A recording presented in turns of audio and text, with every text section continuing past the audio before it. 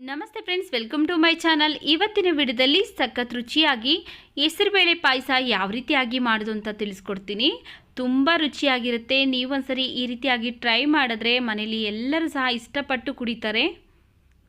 ನೋಡಿ, ಇಲ್ಲಿ ಫಸ್ಟು ಒಂದು ಪ್ಯಾನ್ ಬಿಸಿಗಿಟ್ಟೋದಕ್ಕೆ ನಾನು 1 ಕಪ್ ಹೆಸರುಬೇಳೆ ಹಾಕ್ಕೊಳ್ತಾ ಇದ್ದೀನಿ. ಹೆಸರುಬೇಳೆನ ಈಗ ನಾವು ಲೈಟಾಗಿ ಕಲರ್ ಚೇಂಜ್ ಆಗೋ ಥರ ಫ್ರೈ ಮಾಡ್ಕೊಳ್ಬೇಕು. ಸ್ಟವ್ ಉರಿನ ಮೀಡಿಯಮ್ ಫ್ಲೇಮಲ್ಲಿ ಇಟ್ಕೊಂಡು ಚೆನ್ನಾಗಿ ಹುರ್ಕೊಳ್ತಾ ಇದ್ದೀನಿ. ನೋಡಿ, ಈ ರೀತಿಯಾಗಿ ಲೈಟಾಗಿ ಬಣ್ಣ ಚೇಂಜ್ ಆಗಿದೆ.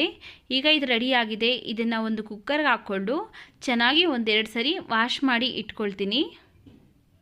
ನೋಡಿ, ಒಂದು ಕುಕ್ಕರ್ಗೆ ಹಾಕ್ಕೊಂಡಾದಮೇಲೆ ಒಂದೆರಡು ಸರಿ ಚೆನ್ನಾಗಿ ವಾಶ್ ಮಾಡಿ ಇಟ್ಕೊಂಡಿದ್ದೀನಿ. ಈಗ ಇದಕ್ಕೆ ನಾವು ಯಾವ ಕಪ್ಪಲ್ಲಿ ಹೆಸರುಬೇಳೆ ತಗೊಂಡಿದ್ರಲ್ಲ ಅದೇ ಕಪ್ಪಲ್ಲಿ 3 ಕಪ್ ನೀರನ್ನು ಸೇರಿಸ್ತಾ ಇದ್ದೀನಿ.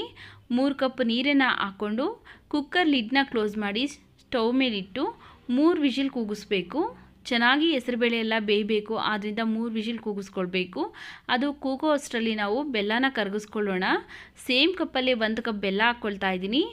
ಹಾಗೆಯೇ ಸೇಮ್ ಕಪ್ಪಲ್ಲೇ 1 ಕಪ್ ನೀರನ್ನು ಹಾಕ್ಕೊಂಡು ಈ ಬೆಲ್ಲನೆಲ್ಲ ಈಗ ನಾವು ಚೆನ್ನಾಗಿ ಕರಗಿಸ್ಕೊಳ್ಬೇಕು. ಬೆಲ್ಲನ ಪಾಕ ಮಾಡ್ತಾ ಇಲ್ಲ, ಜಸ್ಟ್ ನಾವು ಬೆಲ್ಲನ ಕರಗಿಸ್ಕೊಳ್ತಾ ಇದ್ದೀನಿ ಅಷ್ಟೇ. ನೋಡಿ, ಈ ರೀತಿಯಾಗಿ ಬೆಲ್ಲ ಎಲ್ಲ ಕರಗಿದಾದಮೇಲೆ ಸ್ಟವ್ನ ಆಫ್ ಮಾಡಿಕೊಂಡು ನಾವು ಈ ಬೆಲ್ಲನೆಲ್ಲ ಸೈಡ್ಗೆ ಇಟ್ಕೊಳ್ತಾ ಇದ್ದೀನಿ. ನಂತರ ದ್ರಾಕ್ಷಿ ಗೋಡಂಬಿ ಹುರ್ಕೊಳ್ಳೋದಕ್ಕೋಸ್ಕರ ಒಂದು ಪ್ಯಾನ್ ಬಿಸಿಗಿಟ್ಟೋದಕ್ಕೆ ನಾನು 2 ಟೇಬಲ್ ಸ್ಪೂನ್ ಆಗೋಷ್ಟು ತುಪ್ಪ ಹಾಕ್ಕೊಂಡಿದ್ದೀನಿ. ತುಪ್ಪ ಕರಗಿದ ಮೇಲೆ 1-2 ಸ್ಪೂನ್ ಆಗೋಷ್ಟು ಗೋಡಂಬಿ, 2 ಸ್ಪೂನ್ ಒಣ ದ್ರಾಕ್ಷಿ ಹಾಕ್ಕೊಂಡು ಚೆನ್ನಾಗಿ ಫ್ರೈ ಮಾಡ್ಕೊಳ್ತಾ ಇದ್ದೀನಿ.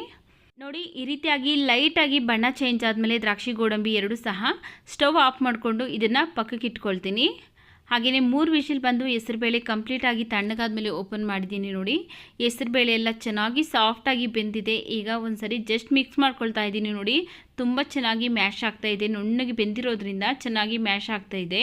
ಮ್ಯಾಶ್ ಮಾಡಿಕೊಂಡು ಈಗ ಇದನ್ನು ನಾವು ಮತ್ತೆ ಸ್ಟವ್ ಮೇಲೆ ಇಟ್ಕೊಂಡು ಈಗ ಇದಕ್ಕೆ ನಾವು ಮೊದಲೇ ಕರಗಿಸ್ಕೊಂಡಿರುವಂತಹ ಬೆಲ್ಲದನ್ನ ಶೋಧಿಸ್ಕೊಳ್ಬೇಕು. ಬೆಲ್ಲದ ನೀರನ್ನು ನೋಡಿ, ಈ ರೀತಿಯಾಗಿ ಕಸ ಕಡ್ಡಿ ಇರುತ್ತೆ, ಆದ್ದರಿಂದ ಬೆಲ್ಲನ ಶೋಧಿಸ್ಕೊಳ್ಬೇಕು. ಈಗ ಇದಕ್ಕೆ ನಾವು ಯಾವ ಕಪ್ಪಲ್ಲಿ ಹೆಸರುಬೇಳೆ ತಗೊಂಡಿದ್ರಲ್ಲ ಅದೇ ಕಪ್ಪಲ್ಲೇ ಅರ್ಧ ಕಪ್ ಆಗೋಷ್ಟು ಒಣಕೊಬ್ಬರಿ ತುರಿನ ಹಾಕ್ಕೊಳ್ತಾ ಇದ್ದೀನಿ. ಸೇಮ್ ಕಪ್ಪಲ್ಲಿ 1 ಕಪ್ಪು ಕಾಯಿಸಿ ತಣ್ಣಗಾಗಿರುವಂಥ ಹಾಲು ಹಾಕ್ಕೊಳ್ತಾ ಇದ್ದೀನಿ. ಇವಿಷ್ಟನ್ನು ಹಾಕ್ಕೊಂಡಾದ್ಮೇಲೆ ಚೆನ್ನಾಗಿ ಮಿಕ್ಸ್ ಮಾಡಿಕೊಂಡು ಚೆನ್ನಾಗಿ ಕುದಿಸ್ಕೊಳ್ಬೇಕು.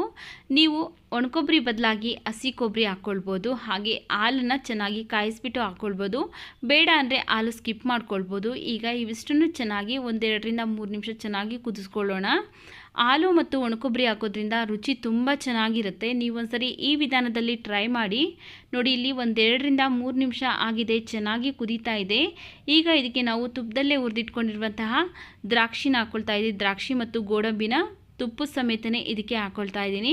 ಹಾಗೆಯೇ ಒಂದು ಅರ್ಧ ಸ್ಪೂನ್ ಆಗೋಷ್ಟು ಏಲಕ್ಕಿ ಪೌಡ್ರನ್ನ ಹಾಕ್ಕೊಂಡು ಚೆನ್ನಾಗಿ ಮಿಕ್ಸ್ ಮಾಡ್ಕೊಳ್ತಾ ಇದ್ದೀನಿ. ನೋಡಿ, ಇಲ್ಲಿ ಏಲಕ್ಕಿ ಪೌಡ್ರನ್ನ ನಾನು ಲಾಸ್ಟಲ್ಲಿ ಹಾಕ್ತಾಯಿದ್ದೀನಿ, ಯಾಕಂದರೆ ಲಾಸ್ಟಲ್ಲಿ ಹಾಕೋದ್ರಿಂದ ಅದು ಫ್ಲೇವರ್ ತುಂಬ ಚೆನ್ನಾಗಿರುತ್ತೆ ಅಂತ. ನೋಡಿ, ಈಗ ಚೆನ್ನಾಗಿ ಮಿಕ್ಸ್ ಮಾಡ್ಕೊಂಡಾದಮೇಲೆ ಸ್ಟವ್ನ ಆಫ್ ಮಾಡ್ಕೊಳ್ಳೋಣ.